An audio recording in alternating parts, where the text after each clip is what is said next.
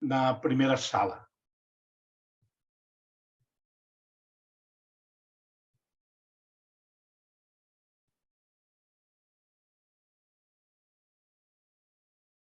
Bom, aí nós temos o livro do Gênesis. Ele é o primeiro livro da Bíblia, e nele nós encontramos uma doutrina sobre Deus, o homem e a história da salvação. Nos mostra o único Deus como Criador. Um momentinho aqui, porque não está avançando. Nos mostra um único Deus, Criador, transcendente, que traz tudo à existência com sua palavra. Deus disse e as coisas passaram a existir. E é um Deus de todos os homens. No capítulo 12, o Gênesis começa a falar dos patriarcas. Deus aparece de repente na história de um homem, até esse momento desconhecido na Bíblia. E ele, esse homem, Abraão, ele dá uma ordem, que está aí expressa no slide. Naqueles dias o Senhor disse a Abraão: sai da tua terra, da tua família e da casa do teu pai, e vai para a terra que eu vou lhe mostrar. Os dados históricos das populações desta região mencionada na Bíblia, nesse trecho da Bíblia, indicam que se deslocar para eles era normal, já que eram nômades ou seminômades. Então, certamente, Abraão já havia feito percursos semelhantes aos narrados nesta passagem. Então, Deus se dirige a um nômade que ele escolheu. Foi iniciativa de Deus. E Deus tinha um plano, não só para a vida de Abraão, mas para todo um povo, conforme o versículo 2. Que diz assim: farei de ti um grande povo e te abençoarei. Então, Deus tinha um propósito, fez uma convocação, mas também garantiu a sua participação. Farei de ti. E podemos ver na sequência do texto que Deus promete abençoar abundantemente Abraão e estender sua bênção a partir dele para todas as famílias da terra. E o que Abraão fez? Obedeceu ao Senhor e partiu. A segunda leitura é um trecho da carta de São Paulo, da segunda carta de São Paulo a Timóteo. E quando Paulo escreve esta carta, ele está preso em Roma. E ele se encontra desamparado e sem esperança. E escreve esta carta a Timóteo dizendo que se apresse a ir a ele. Quer dizer, outro tópico dessa mesma carta. Venha para junto de mim, junto com Marcos, e que lhe leve algumas coisas que tinha deixado em Troade. E ele aproveita a ocasião da carta para fazer a Timóteo suas últimas recomendações. O que ele faz? Exortando Timóteo a permanecer firme na doutrina recebida. Paulo diz: Deus nos salvou e nos chamou com uma vocação santa, não devido às nossas obras, mas em virtude do seu desígnio e da sua graça, que nos foi dada em Cristo Jesus. Desde toda a eternidade. Então, da mesma forma que Abraão, Paulo e Timóteo foram chamados por Deus para realizar uma obra. Então, era um desígnio de Deus desde quando? Desde toda a eternidade.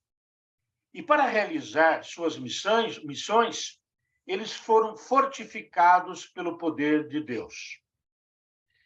E no trecho do Evangelho segundo Mateus, Jesus levou 3 discípulos a uma alta montanha e transfigurou-se diante deles.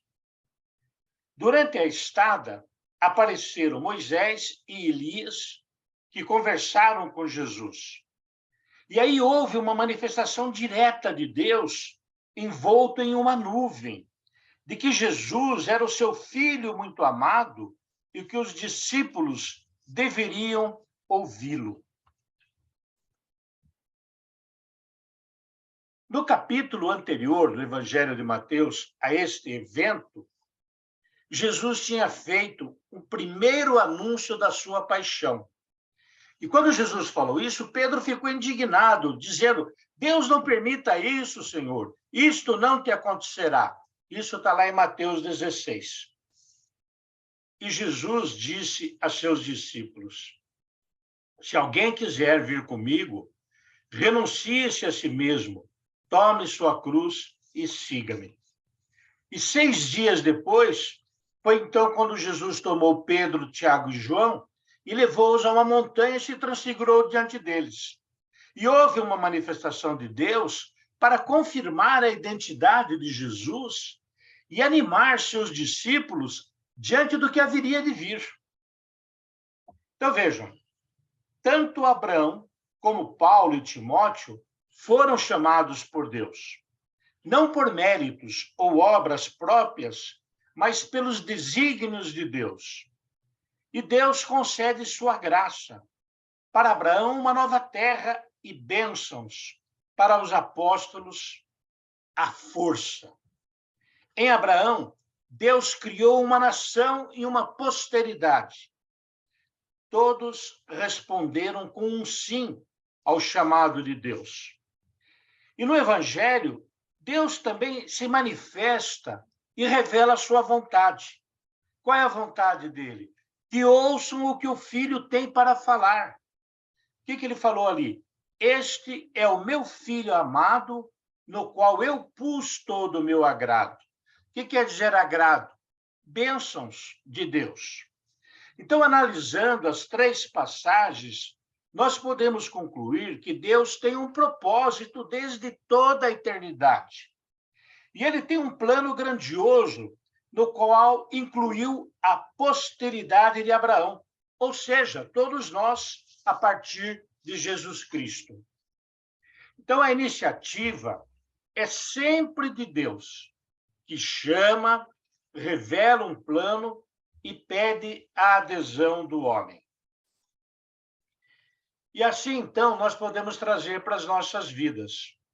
Deus nos fala de diversas maneiras e revela a sua vontade para que vivamos uma vida santa. Ele nos chamou para a santidade. E para isso ele envia a sua graça, seu próprio Espírito Santo, que habitando o nosso coração, nos dá tudo aquilo que necessitarmos para cumprir esta sua vontade. E como Abraão, Paulo, Timóteo, os apóstolos que seguiram a Cristo, e ele diante da morte de cruz, nós temos que responder a este chamado com o nosso sim. E as promessas de Deus não enganam e são grandiosas. Para aqueles que aderirem a Jesus e seguirem as suas palavras, ele oferece a felicidade, aqui e por toda a eternidade. Então, como vimos, Paulo disse em sua 2ª carta a Timóteo que Deus nos salvou e nos chamou com uma vocação santa, e que ele não só destruiu a morte, como também fez brilhar a vida e a imortalidade por meio do Evangelho. Então, como Abraão, nós podemos dizer por nossa experiência e pela fé que temos, que Deus é poderoso para cumprir as suas promessas. Em Abraão, Deus criou o seu povo. Em Jesus, salvou das suas iniquidades. E em Paulo e Timóteo, espalhou a sua palavra para todo o mundo. E nós também somos chamados para cooperar na construção do seu reino, que começa aqui e não terá fim. Assim, nós podemos proclamar como salmista: sobre nós venha, Senhor, a vossa graça, venha a vossa salvação. E eu falei para vocês, em nome do Pai, do Filho e do Espírito Santo.